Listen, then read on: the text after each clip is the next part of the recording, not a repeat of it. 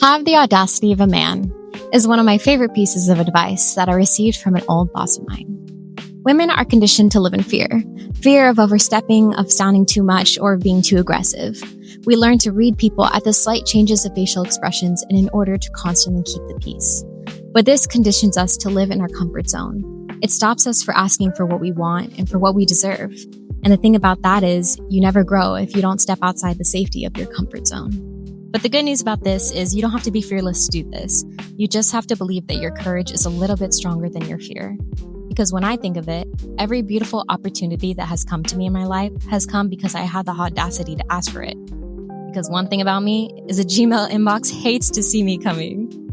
4 years ago, when I started college, I remember being a version of myself that was much more afraid of the world.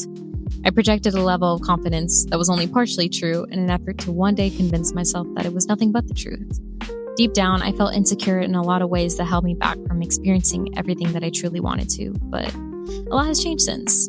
Now, I'm not saying I'm fearless now. In fact, I don't really think anyone is, and if they tell you they are, they're lying. But I'm saying to not let that stop you from showing up. Inserting yourself into new places means that you probably will make a fool of yourself in one way or another.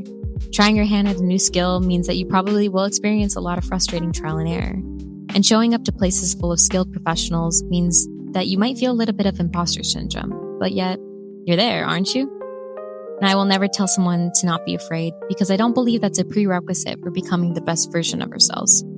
In fact, we're at our best when we allow ourselves to be fully honest and vulnerable about who we are. So be afraid, but don't let that stop you from being great. Instead of trying to be fearless, show up courageous.